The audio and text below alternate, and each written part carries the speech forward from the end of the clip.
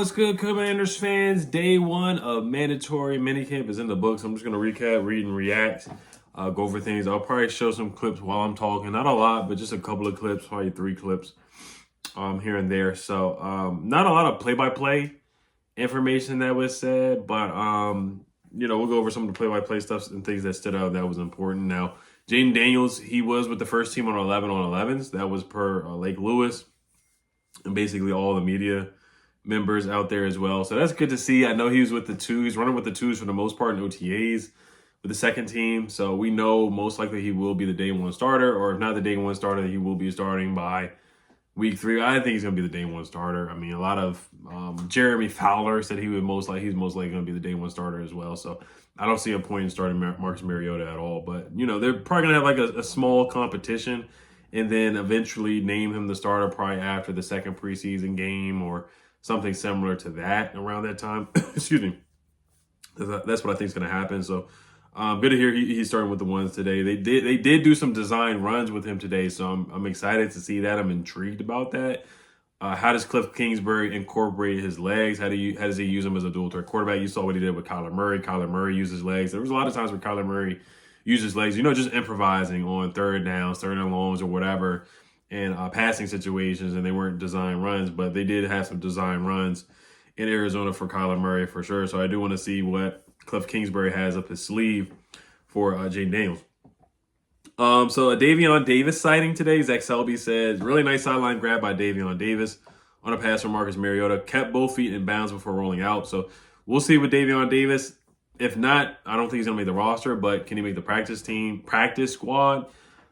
As I always say, after Terry, Jahan, and Luke, it's wide open. It's going to be Olamide Zaccheaus, Jamison Crowder, De'Ami Brown, we'll see. Mitchell Tinsley, who else? Rosemead-Jackson is competing. He's fighting for a spot. So it's really going to be 6 guys, in my opinion. I don't think it's necessary to keep 7. I think 6 is fine, really. So like I said, Terry, Jahan, Luke, Jamison for punt returning, and then Olamide Zaccheaus, I think, is going to make the roster because they signed him. That's their guy. Damiere Byrd is fighting for a roster spot too, so you guys get the point though. But Davion Davis, good to see that he's making some noise here, but I do hope he makes the practice squad. I don't think he really will make the practice squad either, because it's going to be Mitchell Tinsley and most likely Rosemead-Jackson. And Mitchell Tinsley, Bryson Tremaine has had a good offseason too, so I think those guys are ahead of him so far at this point, just from last year and coming into this year. Another note, Cornelius Lucas gets the start at left tackle today. So, you don't want to you kind of take some of this stuff with a grain of salt here. Brandon Coleman, will he be the day one starter? He's got to fight for it. He's got to earn it. He's coming in as a rookie, battling Cornelius Lucas. So let's see what happens there. They still have Trent Scott on the roster. I do think they should. I wouldn't mind them signing a veteran left tackle. There's not a lot of good options out there. But, left tackle definitely is a question mark with Brandon Coleman and Cornelius Lucas battling for that spot. And then you got Andrew Wiley at right tackle right now. So, we'll see day one who starts. Let's see if Brandon Coleman does beat Cornelius Lucas out for the job. Cornelius Lucas, we know he's more known to be a swing tackle, a backup, and not a starter. It's not ideal to have Cornelius Lucas as your day one starter, but we'll see what happens there. That left tackle spot. De'Ami Brown sighting here. De'Ami Brown just caught a deep pass from Jayden Daniels as he rolled out to his right. Should be noted that it would have been a sack, but still, I heard it was a really nice pass from Jayden Daniels. There is a clip of Jayden Daniels making a nice pass to Jahan Dotson, where Jahan Dotson has a couple yards after the catch as well. All right, interception alert. Jeremy Chinn picks off a tip pass from Jayden Daniels, so just a good play by Jeremy Chinn. And they talked about turnovers like Joe Witt Jr., Dan Quinn. They talked about they have a jugs machine. They have an extra jugs machine out there for practice now because they want the defense. They want the corners, the safeties, those guys to get out there and use the jug machine. How many times have we seen guys on this roster drop interceptions? How many times have we seen? I think Kendall Fuller over the last couple of years was the only guy that could really hang on to the football and catch it. And Bobby McCain hands like a snake dropping interceptions. I remember him dropping so many. He finally caught one on Jake Fromm, but still, there's just so many opportunities that we just lost because guys just couldn't hang on to the football. And those are game-changing moments. And that's the credit I would give Joe Witt and Dan Quinn with the Cowboys, of course. It's just guys would catch the foot. Deron Bland, he's not dropping. He's if he has the opportunity to get an interception, he wouldn't drop it last year. And that's what helped him get the record. So And guys having good hands is going to be huge. You know, just because you're a defender, that doesn't mean you have to have hands like a snake. You still got to be able to hang on to the football and catch the football when you have that opportunity. Carlos Rogers dropping the football, the interception against the Seahawks where he should have, he had the eye problem, but it's still, I know I'm going back in history, but you guys get the point there too. We got to hang on to the football, man. We got to take advantage of the gifts that do you like nice things, like Chris Harris used to say. He's gone now, but still, like, I know Dan Quinn and Joe Wood, they're really, really stressing turnovers, and that's what they did at Dallas. They forced turnovers, so I love that they have extra jugs machine out for the defense to do those drills too. Terry McLaurin was at the podium today. He addressed the media. He said he's working on getting yards after the catch. It's definitely near the top of his list or priorities. Also trying to clean up some of his route running, and the results have been clear on film. Terry is a top 10 receiver in my opinion. He's a number 1 receiver in this league in my opinion. If not top 10, top 13, top 15 at least.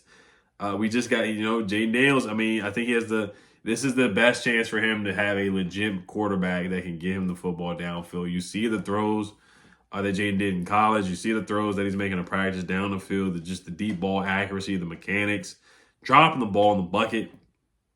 That's what Jayden Daniels does down the field.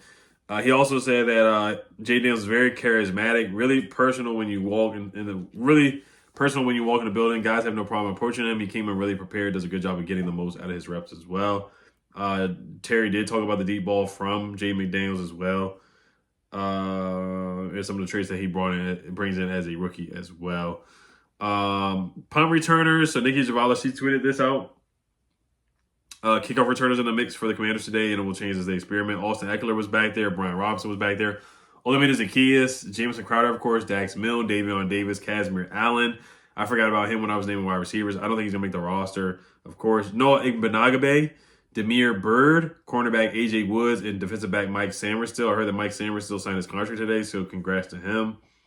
Kickers that they tried out, Lucas Haversick and Jake Bates from the XFL or UFL. So they brought him in. Oh, this is what Rick Snyder had to say about the kicker that came in and tried out. I think it was Jake Bates.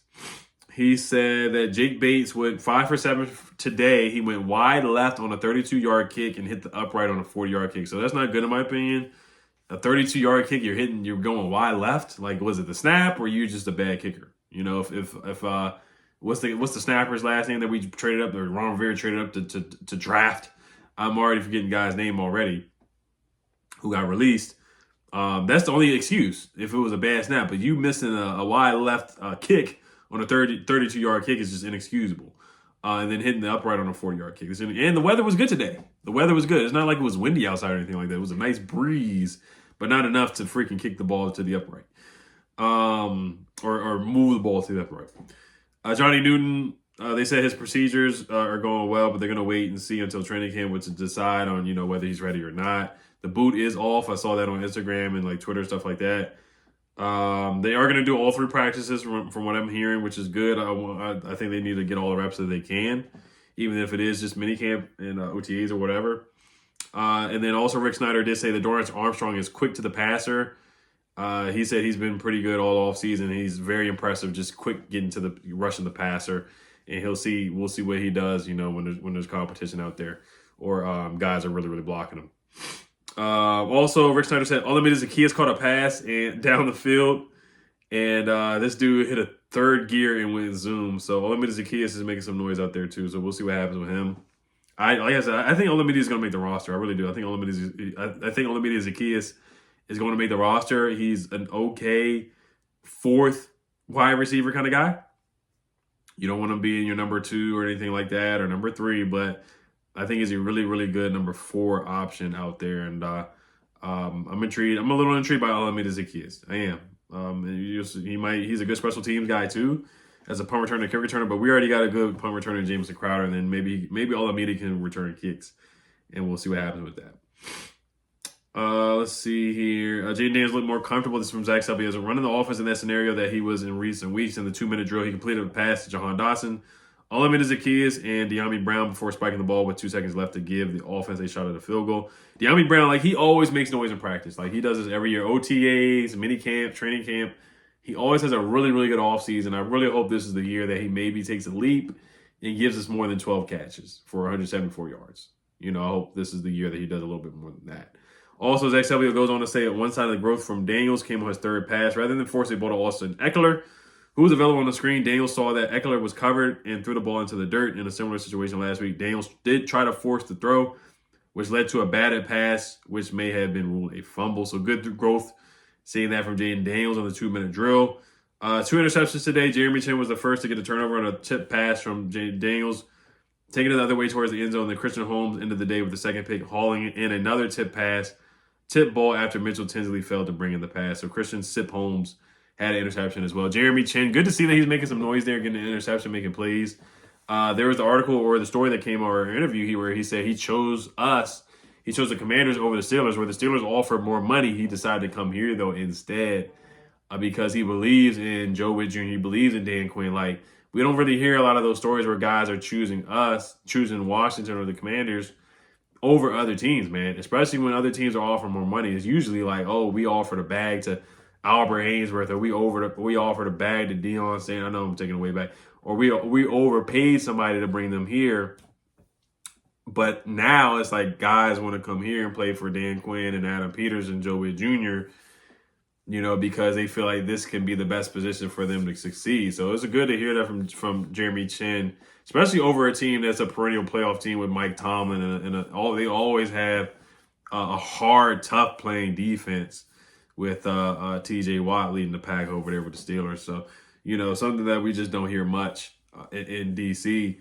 Players choosing us over another team, especially when the other team offer more money. So definitely different and good to hear that for sure. So. But yeah, I mean, that's about it for today. They do play tomorrow. They do have a practice tomorrow. They practice again on Thursday. Mayo Force was beat by De'Ami Brown on the play, but that's the play where he caught it from Jayden Daniels, but a lot of people saying he would have been sacked. But I do want to see a lot of Dorrance Armstrong. I do want to see him. I want to see who on the edge is going to get us, get pressure on the quarterback. I know we have Dante Fowler, we have Cleveland Farrell, we have a bunch of guys, but who's going to step up and be that dominant guy? Are we going to get a double-digit sack guy? Are we going to get one of those? Are we going to get that? Because we have a rotation of guys, but who's going to be that dominant pass rusher? Is Dorrance Armstrong going to be able to step up and do that? He did on the Cowboys, but he was more of a rotational guy, and he's going to have to play more reps. He's going to have more reps this year. So, but yeah, anything else that stood out to you guys that I missed, comment down below and let me know. And let me know what your thoughts were on mandatory minicamp today. All right, you guys, Healthy Commanders. Peace.